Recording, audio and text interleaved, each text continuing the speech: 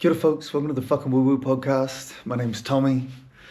I do a bunch of shit, do this podcast, just trying to be helpful. Oh man, now my computer's fucking making noise. My light is now running off my computer because I didn't bring something to run my light, so the light might just turn off in a few minutes. I don't know how this shit works. I'm in this funny location again. It's the first podcast I've done in a week. I did the first 20 in about, I think I did them all in 2 or 3 weeks. And now things have slowed down a lot because I'm using some of that podcast time for sleeping, and I'm quite enjoying that. My friend said to me, he goes, bro, how do you have all the time to do all the notes and all the such and such? And, prepare the podcast and do the notes and like come up with the arc of the season and all that shit. I said, are you fucking with me? I was like, I don't do any notes. I haven't planned any of it. I don't even edit the episodes. Like what are you talking about? It's like, you said in one of your episodes that you were writing show notes. And I was like, nah, bro, I'm writing notes. I'm writing notes to put on YouTube, like about the show after I've done it. I don't have any fucking notes about, I don't prepare any of this shit. I don't know what the fuck I'm going to talk about. I mean, sometimes I think, okay, I'm going to do one on this, but more often than not, it was just talking about what was going on at the time. A little bit less is going on in terms of that process now. But I would be definitely... it would be dishonest to say that process is not still fully ongoing. It may be that I've finished season 1 and now I'm calling this season 2. But it's really just the ongoing saga of my fucking life, right? I caught an interesting one today. I was out on the path and I was walking. I had so much sadness, guys. This fucking sitting with pain, it seems to be inexhaustible. I'll be honest with you. The pain that I'm sitting with doesn't seem to be getting any less. I don't think I'm being overly indulgent. I don't think I'm perpetuating pain. I don't think I'm creating pain that isn't there. I think I'm processing pain from fucking a whole lot of life without sitting with pain, I mean, I've always been present. I've always been emotionally available. I've never tried to hide from my pain. So it's not like I'm someone who's lived a whole life in denial. You know what I mean? You'd think that I would have fucking processed this pain at the time. But I had some unique experiences in life from childhood that I definitely am processing from early childhood stuff. And also I was in a unique situation. I was in a relationship with someone who, though we loved each other deeply and we did our very best by each other, we weren't, that wasn't always the easiest time, no fault or blame necessary, but it was to be in a relationship without romance and without sex and without affection, for many, many years, and it's interesting when you're in a relationship that doesn't fall apart because of, anger or resentment or here I'm talking about the relationship, the marriage I was in, not the recent one, not the recent relationship that I've been talking about exhaustively for fucking hours and hours with you all. But this is about my marriage that didn't kind of ever end. It just kind of ran out. There wasn't like a definitive moment where we said we're not together anymore. Like I told you in a previous episode, we transitioned into polyamory as a kind of way of seeing if that might reignite our own spark for each other or something, or remind us of eros or something, but there was no antidote for that one. We had love and respect and shared values and really good shared parenting ideals and approaches, and so we're very good. I think we're very good co-parents, but that relationship ended, but it kind of didn't end definitively with a point where it was like, okay, now we're going to be sad for a few months. It was like 10-year cooling off process instead. And so I didn't really have those moments. I mean, I did. I had moments of feeling desperately lonely, of feeling really sad, of feeling unattractive and unlovable and stuff like that. But I didn't have such definitive like movie moments, those moments in movies where you have the big cathartic release. I didn't get a lot of them during that relationship. It's just a kind of, I'm not wanting to paint it negatively because I'm not wanting to be negative about her or about the dynamics between us. But, probably the last 10 years we were together, which were the years we created children, were we were really just meant to be together to create those kids, those fucking amazing kids, and we've got them now, and now we've got them. We've got these 3 beautiful kids who we adore, and who we raise together to the very best of our ability, and I'm so grateful for that. But I think a lot of this pain, this sit with pain practice that I keep referring to, the reason it's so, there's so much ammunition, there's so much pain to sit with, is because of such a variety of lifelong experiences. So I'm not someone, as you can tell, I'm not someone who's like not aware of their emotions. I'm not someone who's not sitting with their pain. I don't know. It's just that nowadays, maybe it's the consciousness with which I approach it, maybe it's the openness with which I approach it. Or maybe it's just that there were things inside of me that had needed healing for a long time, that I hadn't quite been able to hear. Maybe I was too busy, just being busy, And so now I sit with them every day. Most days I will sit with pain at some point, and I will be crying, and I will be sobbing. Sometimes it's not sadness that's knocking on my door. Often it's fear. Sometimes the fear comes with shaking. These physical shakes happen in my body. And again, I'm not necessarily trying to heal the pain, though I'd be lying if I didn't say that would be, a little bit of an agenda at times. But it's more, I try and make it more about sitting with it, telling the parts of me that feel it and that store it, that I am with them. Not even always sending them love. Often I'm with you, you're safe. The sending love can be a little bit of a band-aid, a little bit of a happy, a little bit of a cheer up, which they might feel is a little bit of a hurry up. And I'm not wanting to hurry them up. This is going to take as long as it takes. Anyway, I was out on the path today, and I was walking with, I felt a lot of sadness. In fact, to be honest, if anything, I'd say this last week, I felt more missing of my partner, my recent partner, the main partner who I've been referring to in this podcast. I felt more missing of her, and I'll just be honest, longing for her. Not in a sexual way, though why not? She's fucking amazing, but not really. Just more, it's not been a sexy week. More just longing for her energy, her heart, her cuddles, her love. Just to talk with her and spend time with her.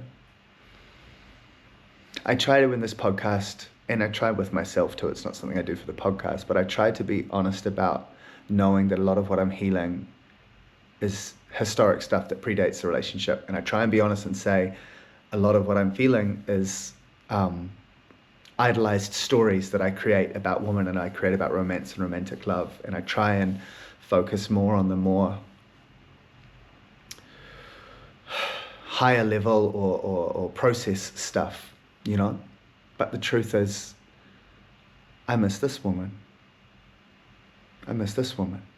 It's not just shit from my past. It's not just trauma. It's not just what it brings up about the things that were hard in my marriage. It's the very real qualities of this person and how deeply I loved her. I don't know why I used the past tense. I'm not even close. I'm not even close to falling out of love with her. And when I do fall out of love with her, I'm still going to love her for the rest of my life. And anyway, I was out on the path today thinking about why have I been missing her more this week than other weeks. But I felt like I was making some traction, making some progress, and now it's like, one step backwards. And there's a bunch of dynamics going on. My kids are away. My kids and their mother are away. So I've been by myself, and I consciously chose to spend that time not chasing fun and excitement and just to spend it by myself. So that's probably part of what's going on. But anyway, I was out on the path basically, and this part that I've referred to in the past as the Queen or Kali.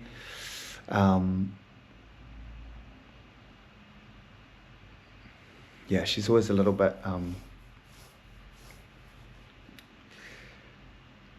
she doesn't like me talking about her, so I always feel a bit uncomfortable when I talk about her. But anyway, she was talking to me today, and she goes, it's going, I can't let this woman go any more than I've already let her go. Like, I've done fucking ceremonies about it. I consciously practice not entertaining the thought. Like, I let her go. I'm fucking letting her go. what do you want from me? I can't let her go anymore. And she's going, you can fucking let her go a whole bunch more. And I'm going, well, tell me what the fuck to do, because I've let her go so many times. And she goes, oh yeah, well, what about that thing then? And I go, what thing? She goes, that unconscious thing. And I'm like, what do you, I don't have anything. She goes, no thing, huh? And I'm like, no. And she goes, fuck you. And I get this weird feeling like, oh, there's kind of a thing going on in the background, Tommy. And I'm like, what the fuck? I don't know what fucking thing, what the thing? What's this thing, man? And she's like, that thing about how you're not going to meet anyone new and how you don't want to have a new romance with anyone. And I'm like, yeah, because I'm grieving this person. Of course I don't want to, you know. And they're like, nah, that's not the whole fucking story. Tell us the whole story, son. And it suddenly dawns on me, and I'm like, oh, there is a thing. She's like, that's right. You're not going to meet anyone new, are you? Because you want to be fully available, eh? And I'm like, yeah. And she's like, because this woman's going to come back to New Zealand. You're starting to think that instead of it being 2 years or indefinitely, you're starting to think she might come back in a year, aren't you? And I'm like, yeah, I have been thinking that. And you want to be still in love with her when she comes back.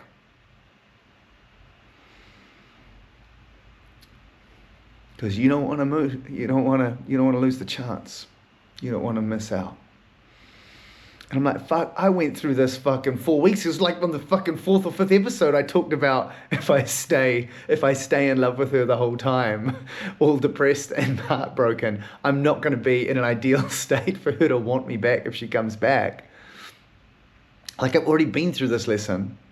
And somehow in the last week or two, I just picked it up again. Seriously, guys, this is not consciously I'm not consciously in my mind thinking, if I stay in love with her, maybe should we get back in a year and then we'll be able to get back. Like, that's not been in my fucking mind. Not in my conscious mind, but it's been driving my behavior. It's been driving my emotions. And then you look deeper and you go, and that's based on a premise that you think she'd still be in love with you. Like, she's already not in love with you now. Like, she got over you quite quickly, Tommy. This is not critical of her. It's just the way she is, you know. She's not, like, you're not going to... She didn't split up with you guys. I mean, she didn't even split. It was a completely mutual split. So there's so many logical fallacies going on. I don't even know where to begin. One, she's not in love with you. Two, you wanted to end the relationship as much as she did. Three, even if she was in love with you, you wanted the relationship to end. You wanted to move forward. And now, like, what the fuck is going on, man? And I'm like, I'm sorry. I'm sorry, guys. I'm sorry. I'm still in love with her. And I know that my idea of the relationship can be idealized at times, and that the times that were the most amazing probably wasn't the entire 2.5 years we were together. You know, it was probably those sweet spots, which was quite a lot of it, but certainly not the whole 2.5 years. And I'm trying to be honest with myself about all of it. But some part of me, you know, we attach, right? We attach. And when you have a love, when you have a beautiful love like that, it's so hard to let it go. Even if part of what you're finding hard to let go is the idea of it and an idealized version of it and a bunch of trauma and shit from your past that the relationship soothed for a while. With all of that, with all those different perspectives, with all those different lenses, with all those different reasons, there's still a reality. There's still a reality that I can't imagine myself being with anybody else. And I don't want to be. And I would gladly wait a year or several years if I could have that love back again. But what I'm doing, guys, what I'm doing in those moments is I'm forgetting the reality. We didn't split up so she could go overseas. Like, yes, that's at a spiritual level, that was part of why we split up. But we split up anyway, you know, and there was it was 4 months before she left, maybe longer. We've been separated now 5 months. We split up 5 months ago now.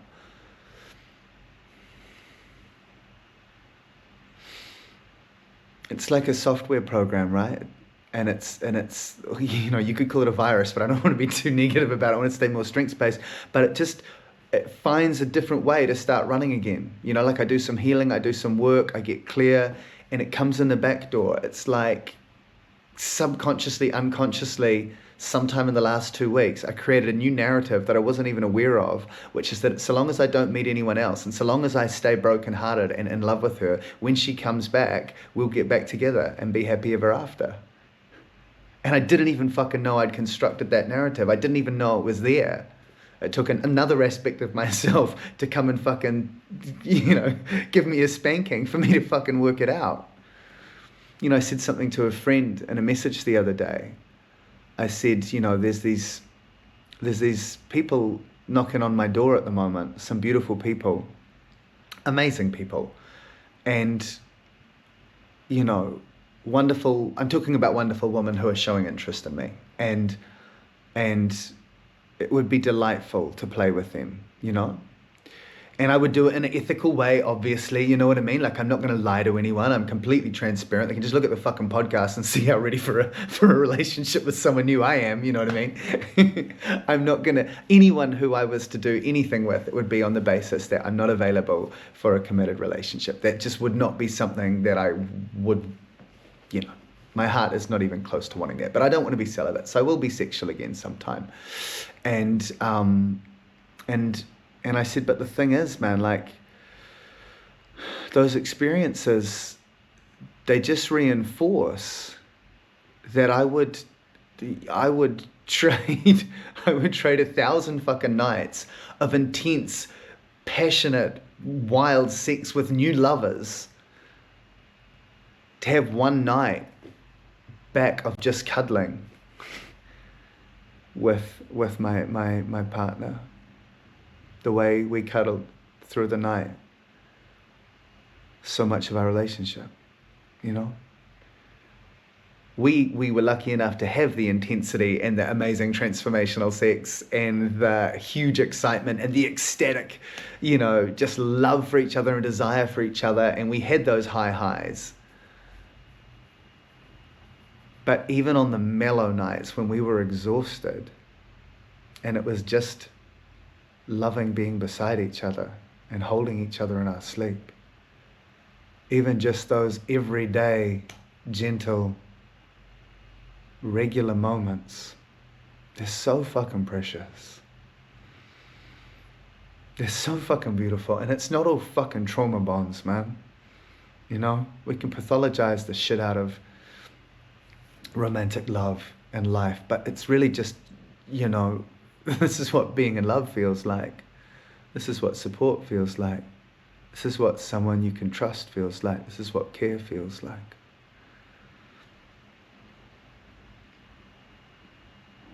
And I haven't retracted my position, folks, that I would rather be where I am now, having gone through this transformation I've gone through and learned the lessons I've learned and being this ongoing process of healing that I'm doing and moving this energy through my body on a daily basis, processing so much shit every single fucking day. I'm grateful for it. I'm completely grateful for it. I still stand by it. Those 2 months that first season is about are two of the most, if not the two most important months of my life, and nothing's changed about how I think about that. And I know that this is a pretty melancholy episode. And I've been feeling a little melancholy, folks, so it is what it fucking is.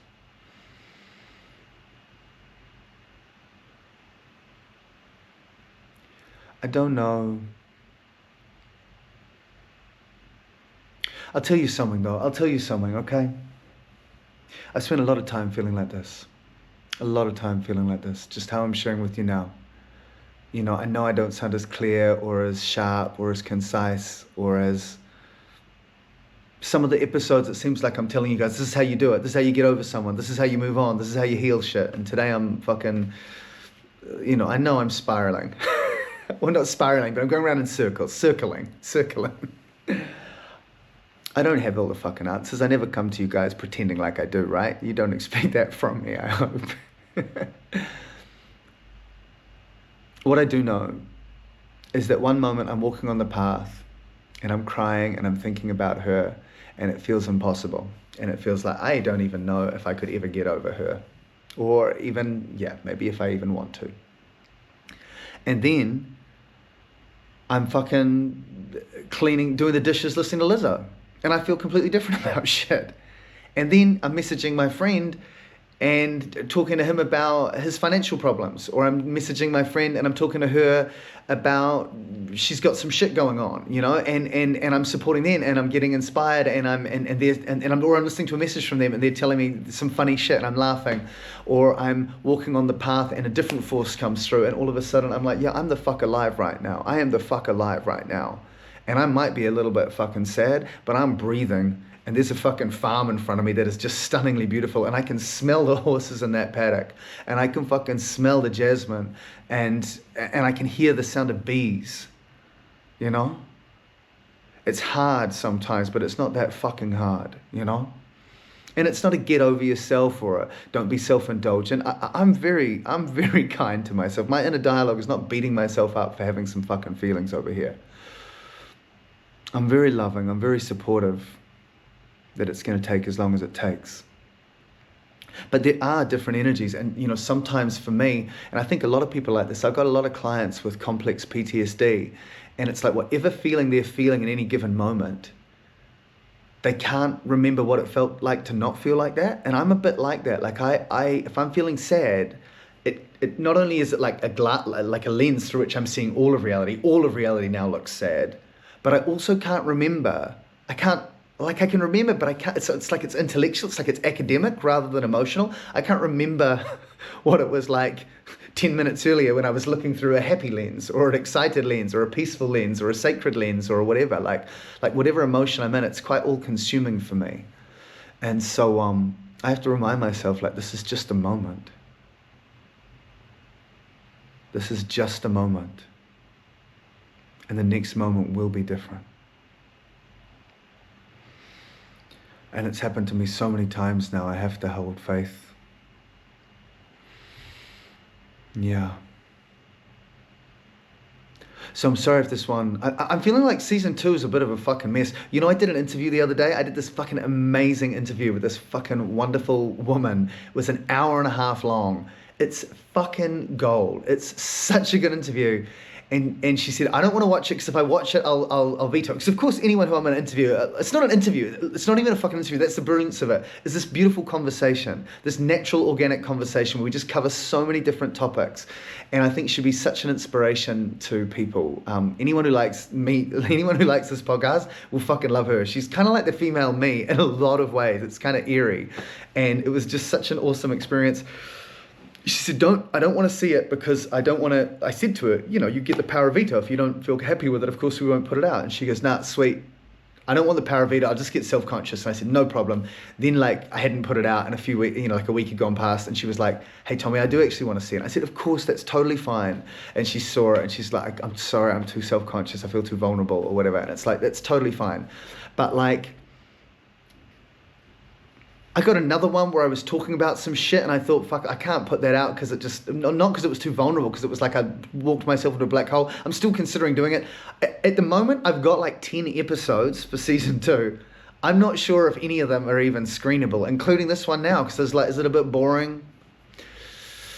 You know, can't all be fucking gold, but people aren't going to watch shit if it gets boring. I got to fucking keep, you know, I got to keep my 10 viewers interested. Anyway, I hope this one was all right. I never can tell.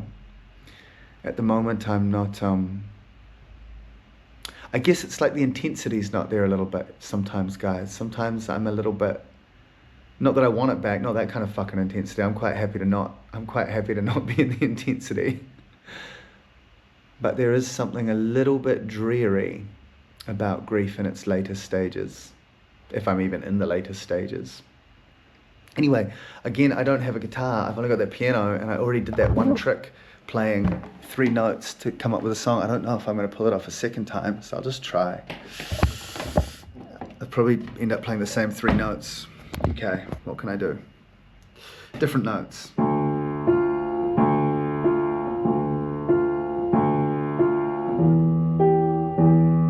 don't even know if I can sing to that, but it's kind of nice.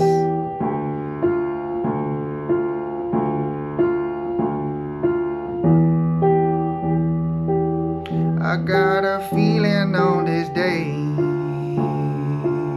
I got a feeling on this day. I got a feeling I'm dismayed. My baby, she gone down away,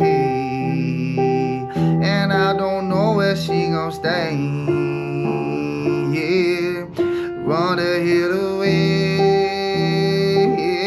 but I feel it's time to stay there. I feel I should've stayed there, holding up my head. I'm trying to find my friend. I don't know what she said. At least I don't know what she meant. Why she got it here? Why she never here? I'm always chasing there, never in my fear. I wanted her here. I wanted her here. I wanted her here. I wanted her here. I wanted her near. Just one of those days, folks. Like I said though, in 10 minutes time, I'll be walking down the street or something, and it'll be a whole different fucking program playing, and I'll feel completely differently. I'll be like, man, why did I do such a fucking sad episode for my friends on YouTube? But like I said, it's just a moment. It's just a moment I'm in. Thank you guys.